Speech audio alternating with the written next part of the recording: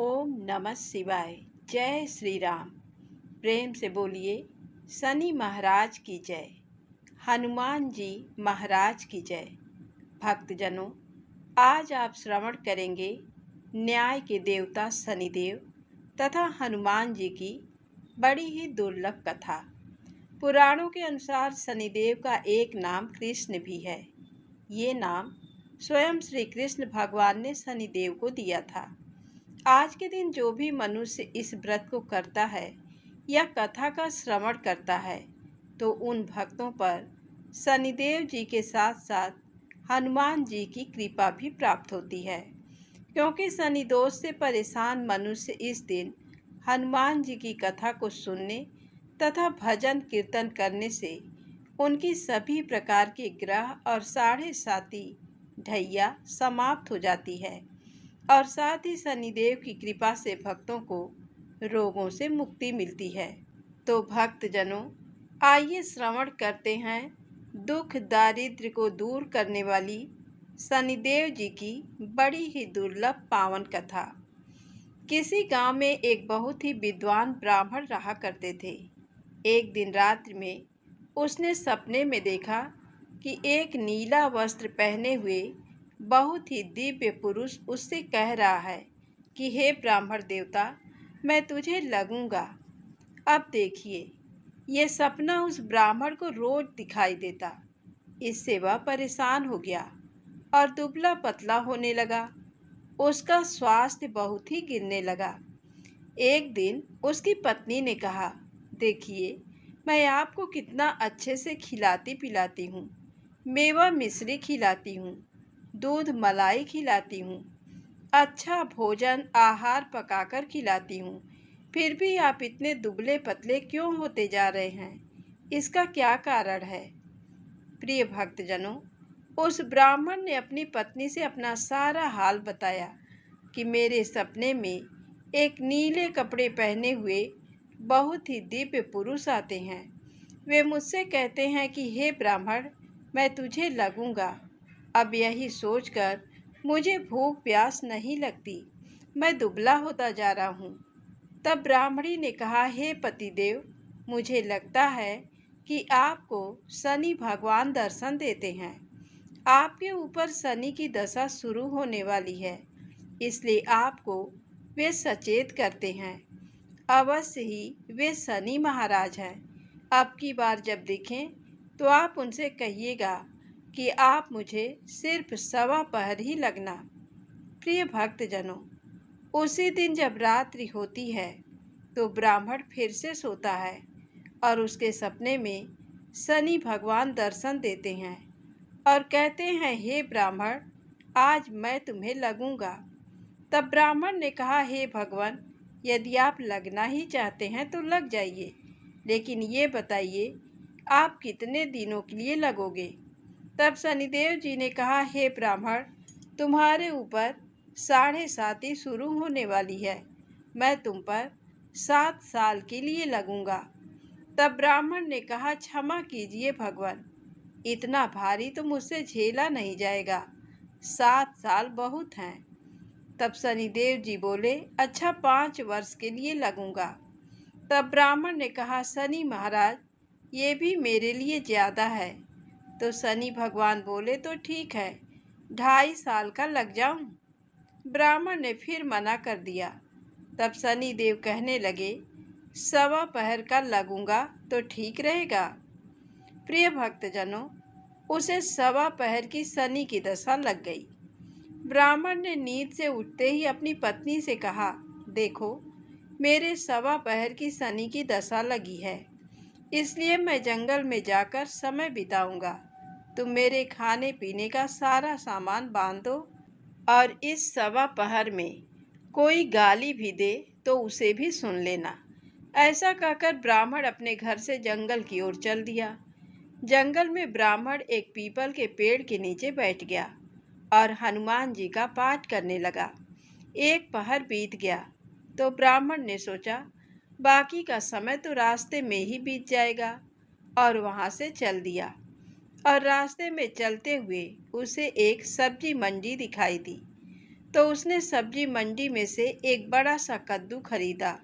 कद्दू खरीदकर अपनी चादर में लपेटकर वहां से चल दिया। तभी रास्ते में शनि महाराज एक साधु का वेश बदलकर उसके पास आते हैं और कहते हैं, तुम्हारे चादर में क्या है? तो ब्राह्मण ने कहा, हे साधु महाराज, मेरी इस चादर में तो कद्दू है। साधु ने कहा, अच्छा, कद्दू है तो दिखाओ। जब ब्राह्मण ने अपना चादर दिखाया तो आश्चर्य, उसमें तो उस राज्य के राजा के बेटे का कटा हुआ सर था। ये देखते ही साधु महाराज, जो कि शनि देव जी थे, उस ब्राह्मण को लेकर राज दरबार में पहुंच गए और राजा से कहने लगे, महाराज, ये देखिए, ये दुष्ट दुराचारी आपके पुत्र की हत्या करके उसके सिर को काट के अपने चादर में लेकर घूम रहा था। इसे आप दंड दीजिए। प्रिय भक्तजनों, राजा ने जब सुना कि उस ब्राह्मण ने उसके पुत्र को मार दिया है, राजकुमार की हत्या कर दी है, तब राजा बहुत ही क्रोधित हुआ। उसने कहा, मुझे मत दिखाओ, मुझसे ये सब कुछ देखा नहीं जाएगा।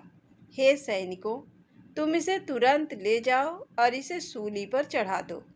जब नगर में ये समाचार हुआ कि राजा के पुत्र का सिर कट चुका है, एक ब्राह्मण ने उसकी हत्या कर दी है, तो नगर में हाहाकार मच गया और उस ब्राह्मण को सैनिक सूली पर चढ़ाने के लिए ले गए।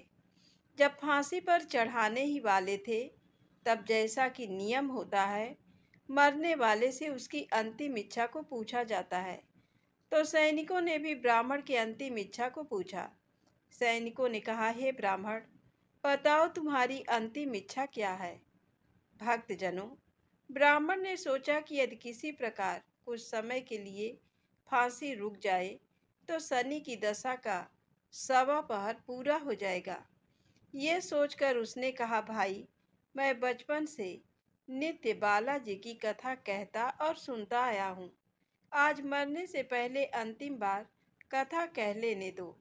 अब क्या था, फांसी देने वाले सैनिकों ने उसकी आखिरी इच्छा पूर्ण होने तक फांसी को रोक दिया। कहानी कहते कहते 1.25 पूरा हो गया। शनि की दशा खत्म हो गई। अब इधर देखिए, राजा का जो पुत्र था, राजकुमार, वह जंगल से शिकार खेलकर वापस राजमहल में आ गया। राजमहल में राजकुमार को देखते ही राजा बड़ा ही प्रसन्न हुआ, लेकिन मन ही मन उसे डर भी लगा। यदि उस निर्दोष ब्राह्मण को फांसी चढ़ा दिया गया होगा तो ब्राह्मण हत्या का दोष लग जाएगा। राजा ने 2 घुड़सवार को जल्दी से फांसी घर की तरफ दौड़ाया और ब्राह्मण को आदर सहित दरबार में आने का हुक्म दिया।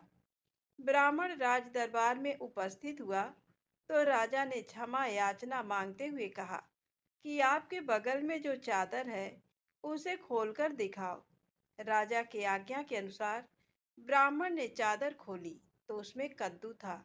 राजा ने ब्राह्मण को बहुत सा धन दिया और पूछा, हे ब्राह्मण देवता, मुझे ये समझ में नहीं आया, इस सब के पीछे रहस्य क्या है? ये सब क्यों हुआ? आखिर ये सब था क्या? तब ब्राह्मण ने कहा, हे महाराज, मुझे 1.25 की शनि की दशा लगी थी, इसलिए ये सब कुछ हुआ। राजा ने कहा, हे ब्राह्मण, शनिदेव की दशा किस प्रकार चलती है? तो ब्राह्मण ने कहा, हे राजन, यदि राजा या सेठ को ये दशा लगती है तो काला हाथी या काला घोड़ा दान करना चाहिए। गरीब को शनि की दशा लगती है तो पीपल की पूजा करनी चाहिए और शनि की कहानी सुननी चाहिए। तिल, तेल और काला उड़द आदि का दान करें। काले कुत्ते को तेल चुपड़ी रोटी खिलाएं तो शनि की दशा उतर जाएगी। राजा ने उस ब्राह्मण को कद्दू वापस कर दिया। अब घर जाकर ब्राह्मण ने कद्दू अपनी पत्नी को दिया। जब उसकी पत्नी ने सब्जी बनाने के लिए उस कद्दू को काटा तो उसके बीजों की जगह हीरे मोती निकलने लगे। तब ब्राह्मणी ने पूछा, हे पतिदेव, ये सब क्या है? इसमें से हीरे मोती कैसे निकल रहे हैं? इसे कहाँ से लाए हैं? तब ब्राह्मण ने कहा, हे प्रिय, जब शनि की दशा लगी थी तो ये कद्दू कुंवर का सिर बन गया था, और जब दशा उतरी है तो शनि महाराज ने कैसे निहाल कर दिया, हमें माला माल कर दिया। हे शनि देवता, जैसे ब्राह्मण को शनि की दशा लगी वैसे किसी को भी शनि की दशा ना लगे। जैसे ब्राह्मण को धन दौलत मिला वैसे सबको धन दौलत मिले। कथा कहानी कहते सुनते हुंकार भरते सबको मिले। तो बोलिए श्री शनिदेव महाराज की जय हो। ओम नमः शिवाय। प्रिय भक्तजनों, आइए अब सुनते हैं भगवान शनिदेव की दूसरी कथा। ये कथा सुनने से भक्तों को मनोवांछित फल की प्राप्ति होती है। नर्मदा नदी के किनारे एक गांव में बहुत ही बड़े साहूकार का परिवार निवास करता था। साहूकार की मृत्यु हो चुकी थी। घर में साहूकारनी और उसके 2 बेटे, एक बड़ी बहू थी। साहूकारनी का छोटा बेटा मानसिक रोग से ग्रस्त था। उसकी मानसिक स्थिति ठीक नहीं थी। साहूकारनी की बड़ी बहू तारा को विवाह के कई वर्ष बीत गए थे, पर अभी तक उसे संतान नहीं हुई थी। तारा को सदैव यही भय था कि कहीं उसके पति संतान पाने के लिए दूसरा विवाह ना कर लें। यदि उसके पति ने दूसरा विवाह कर लिया तो उसे सौतन का दुख सहना पड़ेगा। इसी डर से तारा ने एक योजना बनाई और उसने अपने घर में काम करने वाली नौकरानी चंदा से अपने देवर चंदन का विवाह कराने के लिए अपनी सास साहूकारनी तथा अपने पति को मना लिया। चंदा स्वभाव से बड़ी ही दयालु तथा कृष्ण भक्त थी। वह बचपन से ही उसी साहूकार के घर में काम करती थी। उसका अपना कोई नहीं था। अब चंदा का विवाह मानसिक रोगी चंदन से करा दिया गया।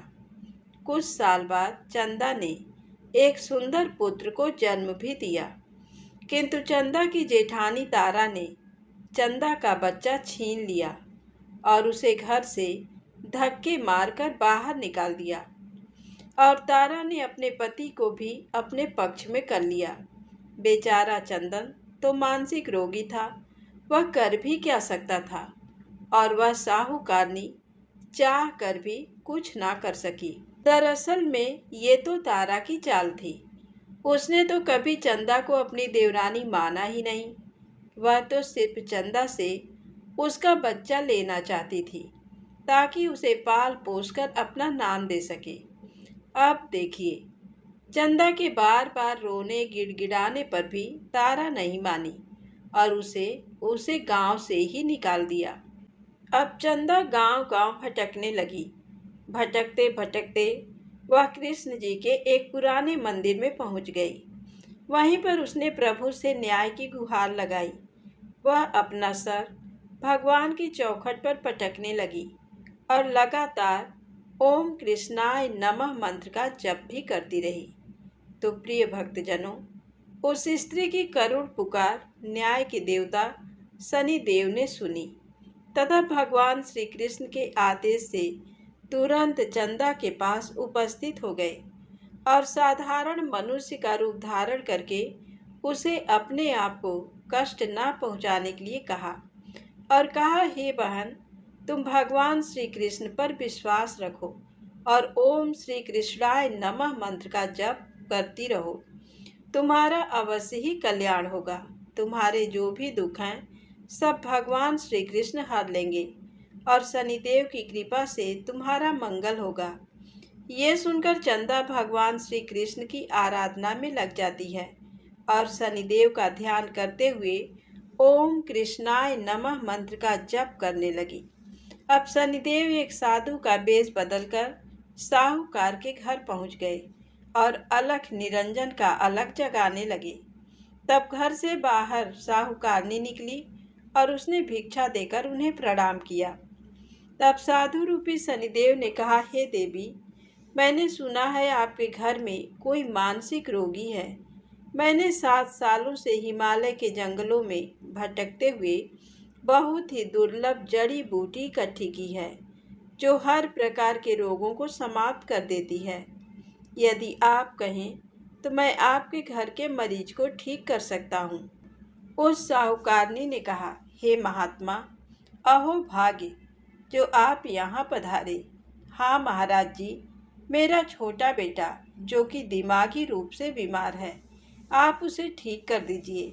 आप जो चाहेंगे मैं वह आपको दूंगी। आइए, घर के अंदर आइए। साहूकारनी ने अपने बेटे चंदन को साधु महाराज को दिखाया, जो अब चंदा के चले जाने से बहुत ही दुखी था। साधु महाराज ने अपने कमंडल से जल निकालकर उसे अभिमंत्रित करके चंदन को पीने के लिए दिया।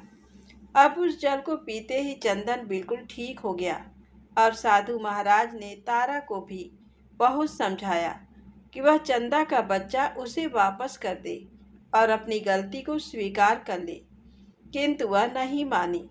वह तो उल्टे ही साधु महाराज को डांटने लगी, यहाँ तक कि चंदन के ठीक होने से उसे ईर्ष्या करने लगी। इस बात से रुष्ट होकर भगवान शनिदेव की दशा तारा को लग गई और वह मानसिक रोगी हो गई। उसका एक हाथ लकवा से ग्रस्त हो गया। साधु महात्मा के बताए अनुसार चंदन अपनी पत्नी चंदा को घर ले आया और अपनी पत्नी, बच्चे और माँ के साथ हंसी खुशी जीवन व्यतीत करने लगा। प्रिय भक्तजनों, तारा को शनिदेव ने उसके कर्मों का फल दिया और चंदा के सिर्फ ओम कृष्णाय नमः मंत्र का जप करने से उस पर कृपा बरसाई और उसका बच्चा, पति, परिवार वापस मिल गया। उसका पति भी स्वस्थ हो गया। जय शनिदेव, जय जय शनिदेव। ओम नमः शिवाय। प्रिय भक्तजनों, साढ़े साती क्या होती है? इससे लोग क्यों डरते हैं? यह सही है कि साढ़े साती के समय व्यक्ति को कठिनाइयों और परेशानियों का सामना करना पड़ता है, किंतु इससे डरने और घबराने की कोई बात नहीं। इसमें कठिनाई और मुश्किल हालात जरूर आते हैं, परंतु इस समय व्यक्ति को कामयाबी भी मिलती है। बहुत से व्यक्ति साढ़े साती के प्रभाव से सफलता की ऊंचाइयों पर पहुंच जाते हैं। साढ़े साती व्यक्ति को कर्मशील बनाता है और उसे कर्म की ओर ले जाता है। अभिमानी, हठी और कठोर व्यक्तित्व वाले व्यक्ति से ये काफ़ी मेहनत करवाते हैं। साढ़े साती के 3 चरण होते हैं। साढ़े साती का पहला चरण नज़दीकी रिश्तेदारों और जातक को प्रभावित करता है। साढ़े साती का दूसरा चरण व्यापार और गृहस्थी को प्रभावित करता है। साढ़े साती का तीसरा चरण परिवार और स्वास्थ्य को प्रभावित करता है। भगवान शनिदेव न्याय के देवता हैं। ये कभी भी किसी को ऐसे दंड नहीं देते। यदि दंड देते हैं तो उसे उसके साथ बहुत ही बड़ी शिक्षा भी देते हैं। जैसे एक माता अपने पुत्र की गलती पर उसे दंड देती है, उसकी भलाई के लिए, उसे सही मार्ग पर जाने के लिए, ठीक वैसे ही शनिदेव कर्म और न्याय के पथ पर चलने के लिए मनुष्य को दंड देते हैं, ताकि वह डरकर आगे ऐसा कार्य ना करे और अपने जीवन को सरल और सार्थक बनाए। भगवान शनिदेव तो न्याय के मूर्ति हैं। इनकी पूजा और भक्ति करके व्यक्ति धन, ऐश्वर्य से संपन्न हो जाता है और सफलता की नई ऊंचाइयों को छूता है। जीवन में तरक्की करता है। घर में सुख, समृद्धि, वैभव का आगमन होता है और व्यक्ति का जीवन बड़ा ही सुखमय हो जाता है। शनिदेव भगवान को प्रसन्न करने के लिए शनिवार के दिन पीपल के पेड़ के नीचे शाम को दिया अवश्य जलाएं और कुत्ते को तेल से चुपड़ी रोटी खिलाएं। शनिवार को जल में तिल डालकर पीपल को चढ़ाएं। इससे शनिदेव अत्यंत प्रसन्न होते हैं और ओम कृष्णाय नमः महामंत्र का जप भी करें। तो बोलिए श्री शनिदेव महाराज की जय हो। अब सुनिए हनुमान जी की कथा। पौराणिक कथा के अनुसार बहुत समय पहले की बात है। एक साहूकारनी थी। उसका बेटा और बहू थे। पति की मृत्यु युवावस्था में ही हो गई थी और इस तरह उस साहूकारनी का रोज का नियम था, वह हनुमान जी के मंदिर में जाती और साथ में हलवा, पूरी और चूरमा बनाकर ले जाती और हनुमान जी से कहती, कांधे सोटो लाल लंगोटो, हनुमान जी खायो चूरमे और रोटी। मैंने तुम्हें दिया जवानी में, तुम मुझे देना बुढ़ापे में।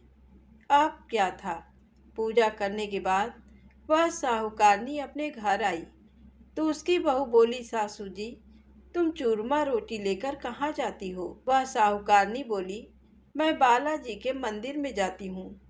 तो बहू बोली, मंदिर में तो नहीं जाती हैं आप, हमें तो लगता है आप अपने खाने के लिए रोज चूरमा और हलवा बनाती हैं और चोरी चुपके जाकर कहीं खा लेती हैं। प्रिय भक्तजनों, सास अपनी बहू की बातें सुनती है तो भी कुछ नहीं बोलती और उसका मन बड़ा ही दुखी होता है और उसे ये दुख होता है कि वह भगवान की भक्ति करती है और उसकी बहू उसे चटोरी कह रही है। अब क्या था, दुख के मारे वह जाकर अपने कमरे में सो जाती है। सोते सोते 5 दिन हो गए। हनुमान जी सपने में आए और बोले, हे साहूकारनी, तूने तो जवानी में दिया है, मैं तुझे बुढ़ापे में देता हूँ। साहूकारनी बोली, हे हनुमान जी, आज तो आप मुझे खाने के लिए दे देंगे, लेकिन रोज कौन देगा? हनुमान जी बोले, हे साहूकारनी, मैं तुम्हें रोज दूंगा। अब क्या था, हनुमान जी की महिमा देखिए। उन्होंने साहूकारनी के लिए चूरमा, रोटी, हलवा, पूरी दिया। साहूकारनी चुपचाप चूरमा रोटी खा लेती है। इसी प्रकार 5-6 दिन बीतते हैं और धीरे धीरे बहू के घर में से अचानक अनाज इत्यादि खत्म होने लगते हैं। उसके पास कुछ नहीं रहता, सब चीज में घाटा पड़ गया। बहू ने सोचा, सास को 7 दिन हो गए हैं, मैंने तो उन्हें खाने को कुछ दिया भी नहीं, देखूं तो कैसी हैं। अब देखिए, बहू अपनी सास के कमरे में जाकर देखती है तो उसने क्या देखा कि उसकी सास तो अच्छी भली मोटी ताजी हैं। बहू बोली, सासू जी, मैंने तुम्हें खाने को भी नहीं दिया और तुम क्या खाती हो, इतनी स्वस्थ और मोटी ताजी हो। तो सास बोली, मुझे तो हनुमान जी मीठी मीठी हलवा और रोटी दे जाते हैं, मैं वही खाती हूँ। अब क्या था, बहू सास के पैरों में गिर गई, उसे पछतावा हुआ। वह बोली, हे सासू माँ, हम तो तुम्हारे भाग्य का खाते हैं, हमारे घर में तो कुछ भी नहीं रहा, मैंने आपको खाना नहीं दिया, मैंने आपकी भक्ति को झूठा समझ आपको चटोरी समझा, इसलिए भगवान ने मुझे ये दंड दिया। 7 दिन के अंदर ही हमारे घर से अनाज, धन इत्यादि समाप्त हो गया। हे सासू माँ, अब आप ही सब कुछ संभालो, मुझे आपकी भक्ति पर विश्वास हो गया। आपने हनुमान जी को भोग लगाया जवानी में और हनुमान जी ने आपको वही भोग बुढ़ापे में लौटाया है। आपका पेट भरा है। हनुमान जी की महिमा अपार है, कोटि कोटि प्रणाम है। प्रिय भक्तजनों, अब क्या था, उस सास ने खुशी खुशी घर की सारी जिम्मेदारी संभाल ली और सास यानी कि वह साहूकारनी हनुमान जी को रोज चूरमा रोटी, हलवा पूरी खिलाया करती, हलवा पूरी चढ़ाया करती थी। फिर घर में बहुत बरकत हुई और खूब धन धान्य आने लगा। हे हनुमान जी महाराज, हे बालाजी महाराज, जैसे आपने उस साहूकारनी को दिया वैसा सबको देना, सबके घर में अन्न धन के भंडारे भरे रखना, सबका भला और मंगल करना। इस कथा कहानी को कहने सुनने वाले तथा हुंकार भरने वाले सभी को देना। बजरंग बली हनुमान जी की जय। ओम नमः शिवाय। आइए अब सुनते हैं राम से बड़ा राम का नाम। राम नाम की महिमा अपरंपार है। राम नाम के जाप से पत्थर भी तर जाते हैं। राम नाम ऐसा महामंत्र है जिसे जपने के लिए किसी नियम या विधान की आवश्यकता नहीं है। राम का नाम हम सुख में, दुख में, किसी के जन्म पर, मरण पर कहीं भी ले सकते हैं। लंका युद्ध से पहले जब हनुमान जी सीता माता का पता लगा कर आ गए और समुद्र देव ने श्री राम को समुद्र पर सेतु बनाने का सुझाव दिया। समुद्र पर सेतु निर्माण के लिए सारी वानर सेना कार्य कर रही थी। श्री राम देख रहे थे। उनका नाम लिखकर पत्थर पानी में डालते हैं तो वह तर जाते हैं।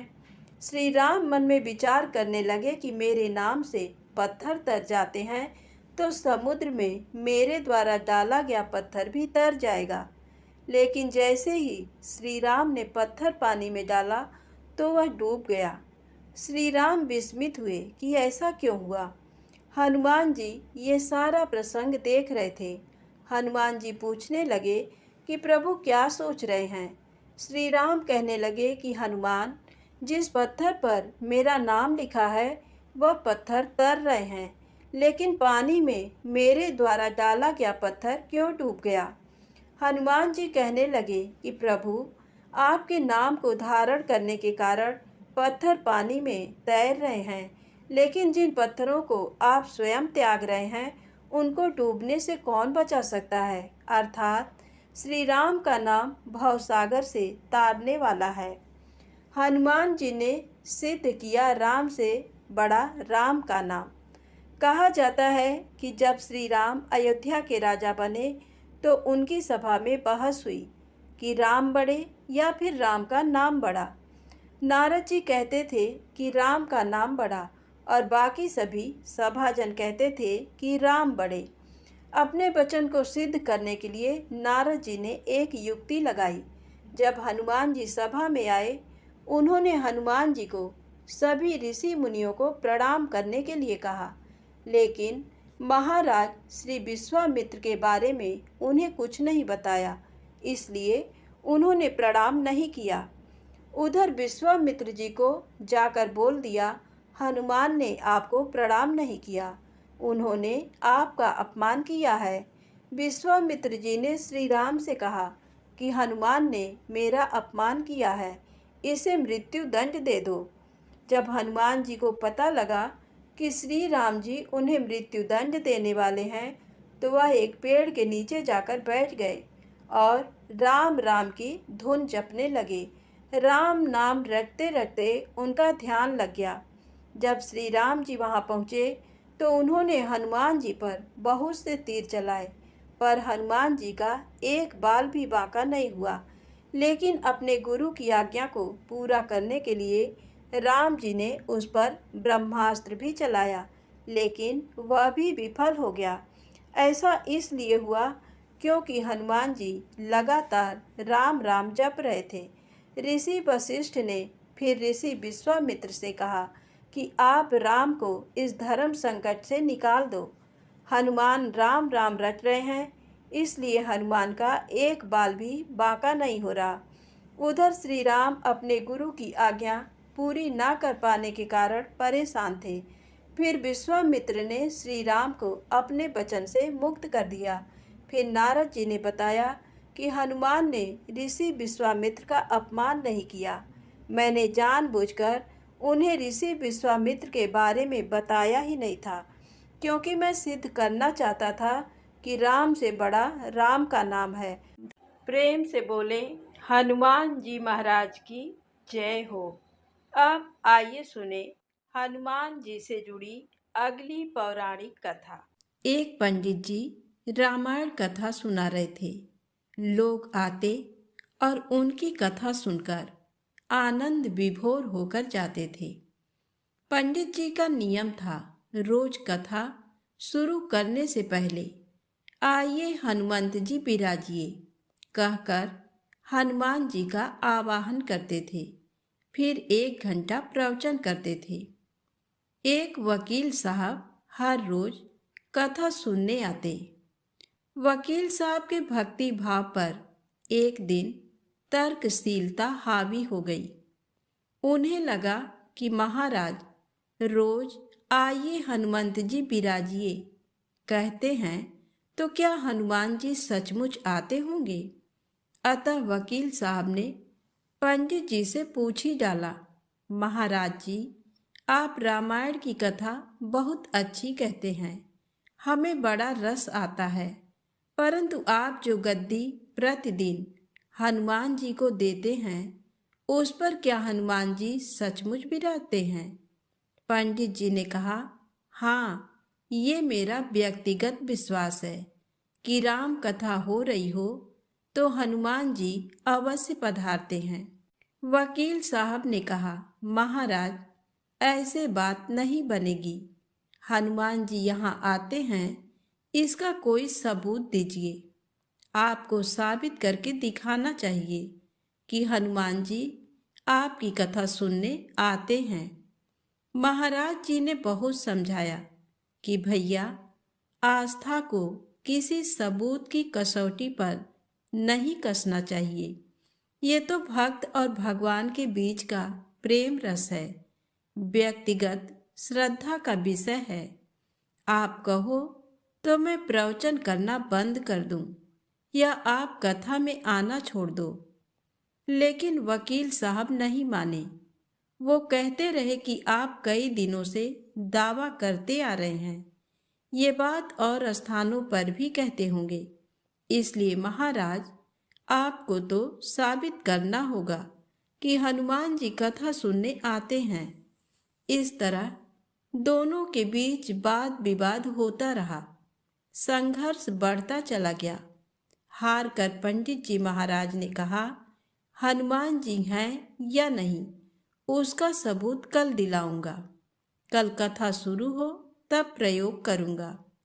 जिस गद्दी पर मैं हनुमान जी को विराजित होने को कहता हूँ, आप उस गद्दी को आज अपने घर ले जाना। कल अपने साथ उस गद्दी को लेकर आना और फिर मैं कल गद्दी यहाँ रखूंगा। मैं कथा से पहले हनुमान जी को बुलाऊंगा। फिर आप गद्दी ऊंची उठाना। यदि आपने गद्दी ऊंची कर दी तो समझना कि हनुमान जी नहीं है। वकील इस कसौटी के लिए तैयार हो गया। पंडित जी ने कहा, हम दोनों में से जो पराजित होगा वह क्या करेगा, इसका निर्णय भी कर लें। ये तो सत्य की परीक्षा है। वकील ने कहा, मैं गद्दी ऊंचा न कर सका तो वकालत छोड़कर आपसे दीक्षा ले लूंगा। अगर आप पराजित हो गए तो क्या करोगे? पंडित जी ने कहा, मैं कथा वाचन छोड़कर आपके ऑफिस का चपरासी बन जाऊंगा। अगले दिन कथा पंडाल में भारी भीड़ हुई। जो लोग रोजाना कथा सुनने नहीं आते थे, वे भी भक्ति, प्रेम और विश्वास की परीक्षा देखने आए। काफी भीड़ हो गई। पंडाल भर गया। श्रद्धा और विश्वास का प्रश्न जो था। पंडित जी महाराज और वकील साहब कथा पंडाल में पधारे। गद्दी रखी गई। पंडित जी ने सजल नेत्रों से मंगलाचरण किया और फिर बोले, आइए हनुमंत जी, विराजिए। ऐसा बोलते ही पंडित जी के नेत्र सजल हो उठे। मन ही मन पंडित जी बोले, प्रभु, आज मेरा प्रश्न नहीं बल्कि रघुकुल रीति की परंपरा का सवाल है। मैं तो एक साधारण जन हूँ। मेरी भक्ति और आस्था की लाज रखना। फिर वकील साहब को निमंत्रण दिया गया, आइए गद्दी ऊंची कीजिए। लोगों की आंखें जम गईं। वकील साहब खड़े हुए। उन्होंने गद्दी उठाने के लिए हाथ बढ़ाया, पर गद्दी को स्पर्श भी नहीं कर सके। जो भी कारण रहा, उन्होंने 3 बार हाथ बढ़ाया, किंतु तीनों बार असफल रहे। पंडित जी देख रहे थे। गद्दी को पकड़ना तो दूर, वकील साहब गद्दी को छू भी नहीं सके। तीनों बार वकील साहब पसीने से तरबतर हो गए। वकील साहब पंडित जी महाराज के चरणों में गिर पड़े और बोले, महाराज, गद्दी उठाना तो दूर, मुझे नहीं मालूम कि क्यों मेरा हाथ भी गद्दी तक नहीं पहुंच पा रहा है। अतः मैं अपनी हार स्वीकार करता हूँ। कहते हैं कि श्रद्धा और भक्ति के साथ की गई आराधना में बहुत शक्ति होती है। मानो तो देव, नहीं तो पत्थर। प्रभु की मूर्ति तो पाषाण की ही होती है, लेकिन भक्त के भाव से उसमें प्राण प्रतिष्ठा होती है, तो उसमें प्रभु विराजते हैं। तो प्रेम से बोले, श्री राम जय राम जय जय राम। हे नाथ, हे मेरे नाथ, आप कृपा के सागर हैं। प्रेम से बोले, जय बजरंग बली।